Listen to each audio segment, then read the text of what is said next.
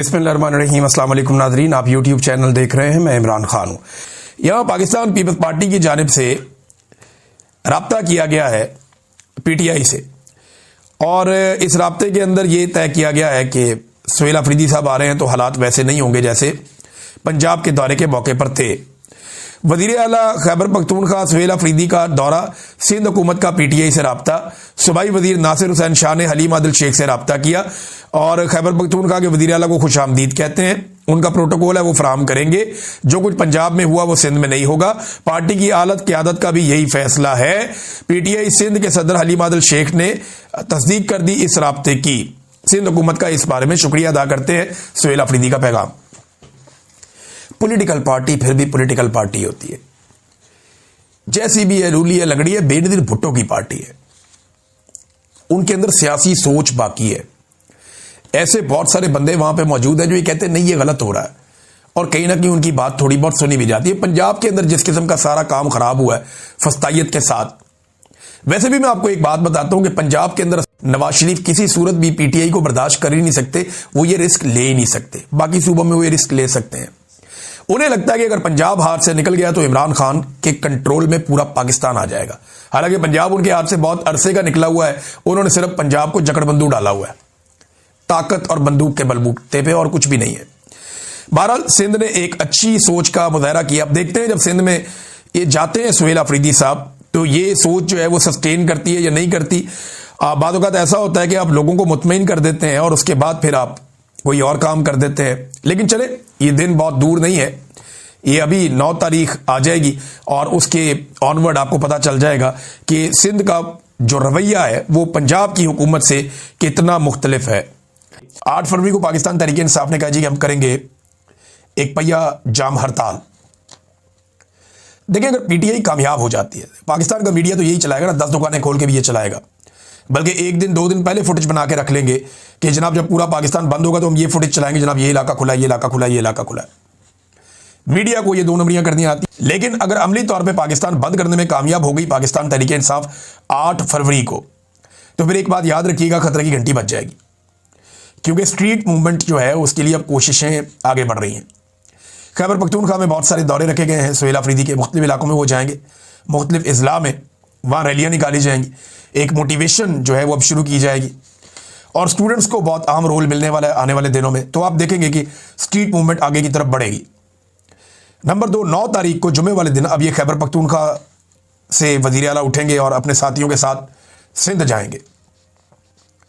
कराची में बड़ी गहमा गहमी है, इसके ऊपर मूवमेंट शुरू हो गई है और कराची में बड़े अरसे के बाद पाकिस्तान तहरीक इंसाफ का कोई रहनुमा इस तरीके से मुतहर्रिक होने जा रहा है। तो कराची ने पहले भी बड़े बड़े इज्तिमा किए हैं, कराची ने पहले भी बड़ी ज़बरदस्त पैगाम दिया है हर मौके के ऊपर। तो यहाँ अब देखते हैं कि कराची किस तरह से रिस्पॉन्ड करता है। तो 8 फरवरी की फिक्र है, स्ट्रीट मूवमेंट की फिक्र है, और जब भी इन्हें फिक्र होती है ये इसी किस्म का कोई स्टेटमेंट दे देते हैं। नाज़रीन, कुछ और खबरें हैं, और ये खबरें जो हैं ये पाकिस्तान की मईशत के हवाले से बड़ी अफसोसनाक खबरें हैं सारी की सारी। इसमें नंबर 1 तो आप ये ध्यान में रखें, पाकिस्तान का तजारती खसारा लगातार बढ़ता जा रहा है। पाकिस्तान की बरामदात में कमी हो रही है और दरामदात के अंदर इजाफा हो रहा है। यानी जो चीज़ें हम दुनिया से मंगवा रहे हैं उनकी तादाद में, मिकदार में इजाफा हो रहा है, और जो हम दुनिया को भेज रहे हैं उनकी तादाद में, मिकदार में कमी हो रही है। और इस वजह से पाकिस्तान का तजारती खसारा बढ़ रहा है। अभी जो तजारती खसारा पाकिस्तान का बढ़ा है पहले 6 महीनों में वो 34% तक है। फिर एक और खबर है इस हवाले से, और वो भी बहुत बड़ी खबर है, मैं आपके सामने रख देता हूं। नाज़रीन, ये दावा किया है लाहौर के चेंबर ऑफ कॉमर्स के सदर ने, फहीमुर रहमान सैगल साहब ने। वो ये कहते हैं पाकिस्तान की सबसे ज्यादा तजारत होती है ज़मीनी रस्ते पे, ये अफगानिस्तान के साथ होती है। बॉर्डर बंद होने की वजह से पंजाब को हर महीने 80 अरब रुपए से ज्यादा का नुकसान हो रहा है। 10 अरब में हमने पीआईए बेची है। पंजाब को हर महीने 80 अरब रुपए का नुकसान हो रहा है। 10 अरब की हमने पीआईए बेची है। देखिए, अफगानिस्तान के साथ इमरान खान साहब ने बार बार कहा आपको अपने ताल्लुकात ठीक करने पड़ेंगे, आपको सिक्योरिटी का एक मैकेनिज्म बनाना पड़ेगा, मकामी लोगों को और मकामी हुकूमतों को एतमाद में लेकर दहशतगर्दों के खिलाफ जमीन तंग करनी पड़ेगी, और जहां पे जरूरी हो वहां पे ताकत का इस्तेमाल करना पड़ेगा। यह है वो तरीका जिससे अमन कायम हो सकता है। माजी में भी यही तरीका कामयाब हुआ था। लेकिन अफगानिस्तान से पाकिस्तान की हुकूमत इस वक्त नफरत कर रही है या दुनिया में कुछ और साबित करना चाह रही है, लिहाजा ये नुकसान पाकिस्तान लगातार बर्दाश्त कर रहा है। अब जनाब शहजाद अकबर साहब वाला मामला ये बहुत इंपॉर्टेंट है, मैं आपके सामने रखता हूं। शहजाद अकबर साहब पे जो एक हफ्ते में 2 हमले हुए, उनके घर पे एक हुआ, एक उनके ऊपर हुआ, और दोनों मरतबा उनके घर पे आए लोग। अब इस मामले में स्कॉटलैंड यार्ड जो है उसने तहकीकात अपने जिम्मे ले ली हैं। इनका जो काउंटर टेररिज्म यूनिट है, यानी अब इसको एक दहशतगर्दी के वाक़े के तौर पे लिया जा रहा है। स्कॉटलैंड यार्ड का जो रिकॉर्ड है ना, वो इस बारे में बहुत ही खराब है। वो नहीं छोड़ते, वो फाइल नहीं बंद करते, वो बंदा पकड़ते ही पकड़ते हैं। जितना मर्जी उनको टाइम लग जाए, जितना मर्जी उनका पैसा लग जाए, वो भागते हैं पीछे बंदे के, बंदा पकड़ते हैं। वो स्कॉटलैंड यार्ड, आपको याद है पाकिस्तान पीपल्स पार्टी ने बेनजीर भुट्टो के कत्ल की तहकीकात के लिए स्कॉटलैंड यार्ड से मदद तलब की थी और उनकी टीम पाकिस्तान आई भी थी। कॉपरेशन ही नहीं हुई, परवेज मुशर्रफ का दौर था। बहरहाल शहजाद अकबर साहब पे हमले का केस अब वहां पे गया। उम्मीद की जा रही है कि अब शायद कोई क्लू मिल जाए और बंदे पकड़े जाए और पता चले कि इसके पीछे कौन है। शेख वकास अकरम साहब के भाई के ऊपर हमला हुआ। देखिए, इनकी फैमिली के अंदर ना बहुत पुरानी कोई मामला चल रहे हैं, इनकी दुश्मनी भी है, कुछ सेक्रेटेरियन मामला है, कुछ दीगर मामला हैं।